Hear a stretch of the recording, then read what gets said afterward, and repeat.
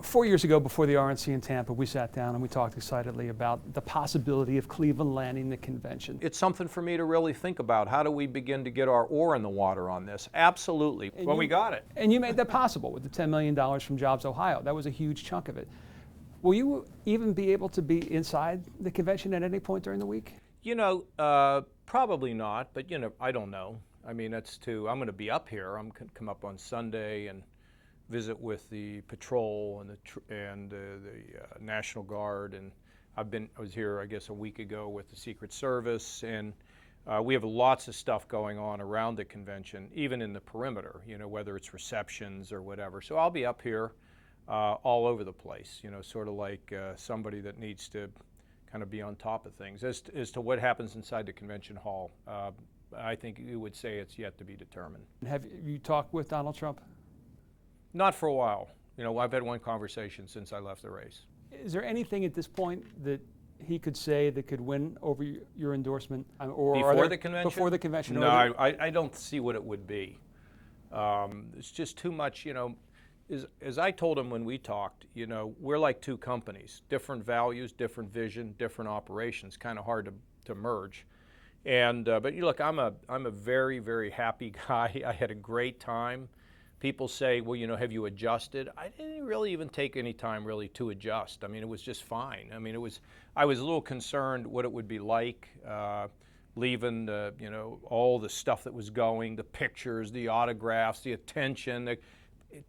I haven't missed any of it. It's really interesting. In 2012, when we had the roll call of the states, you were the one that stood at the mic and pledged Ohio's delegates. Yeah, I won't be doing that this time. But those delegates will remain pledged to you, though.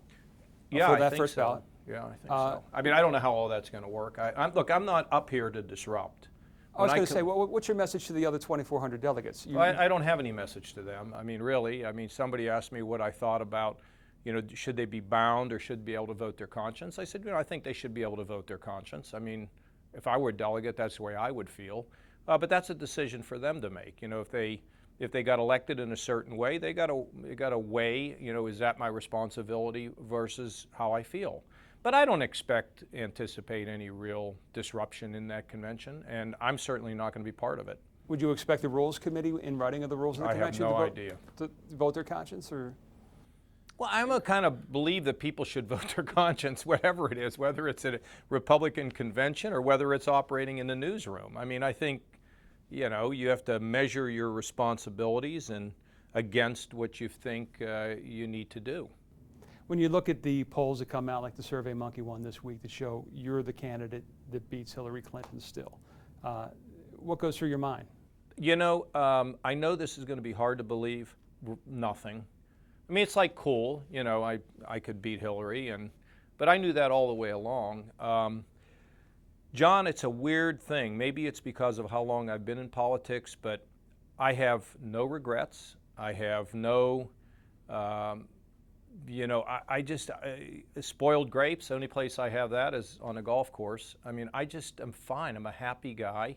And I tell you what is really great, and it happens everywhere I go, no matter where I am in the country, people passionately come up to me and talk about their support and what I meant to them. And really makes me feel good, makes you feel as though you had an impact. But I sort of don't live in the past, and I'm not like, oh, if only this. Fortunately, I've been spared that. Isn't that great? Well, yeah, but I mean, because of those feelings of people, is there a regret that it's over? No, it unfolded. You know what they say in a presidential campaign? It's like being on ice. 1 minute you're standing, and the next minute you're laying on the ice. No, I mean, the issue fundamentally was we couldn't compete financially with others, although I was the last one standing. The other issue was the media, really. The things that I thought we should have been given a significant bump for, we never got. I mean, when you think about New Hampshire, I'm running against a former president's son, all these big, popular, well-known people, and I beat every one of them except for Trump. What did the media do? Virtually nothing. So, in a normal year, that gets all the attention. That gives you momentum. Never got it. Think about Ohio.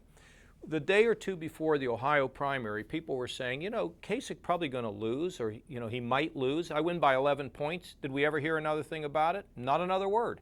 So the media just had a different way to go. Am I bitter about it? No, but it's an interesting observation. And and I think the media has soul searching to do, which they're really good at dishing it out there, and they're not that good at taking it. Because of the groundwork is laid when you look at a state like New Hampshire. I think you probably met 2/3 of the people out there over the course of those town halls. I mean, would you consider another run? Well, that's like asking somebody once they finish a marathon, meet them at the finish line, say, you're going to run another one? I'm not shutting my political operation down. I'm not going to close any doors. I'm not making any final decisions. So my focus now is being, really ramping up this job as governor. I'm going to travel the country for candidates for the House and the Senate. I am really exciting. I'm about ready to go to New York in the next couple of weeks to sell another book, which I'm going to write about the country through the prism of my campaign. And I'm home a lot. It's good and bad. I think my daughters wish that and my wife probably wish I would go on the road a little bit more. But everything is good. Isn't there a loss for the party in not having you stand on that convention floor, on the podium, and say that bridge out there would not have been built right now, were it not for looking at things differently and highlighting the accomplishments that are around the delegates in the city? Well, look, this convention is Donald Trump's convention. And if I'm going to show up at the convention and I'm not going to be saying all these great things about the host, then I think it's inappropriate for me to kind of go in there. I don't think that's the right thing to do. It doesn't feel right to me inside.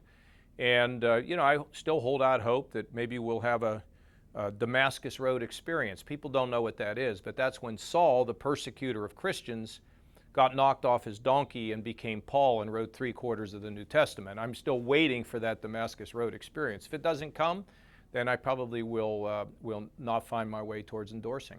You mentioned going around the country for helping some of the Senate and Republican candidates. We see what's happening here in Ohio and Rob Portman's race with Ted Strickland. Is there a concern that the Republicans could lose the Senate? Oh yeah, of course there is. If you don't have good turnout, and that's why I would hope you'd see a significant improvement with Trump. I think it's absolutely at risk, which is why I'm going to travel. And I don't think it's healthy for the country for the Republicans to lose the Senate.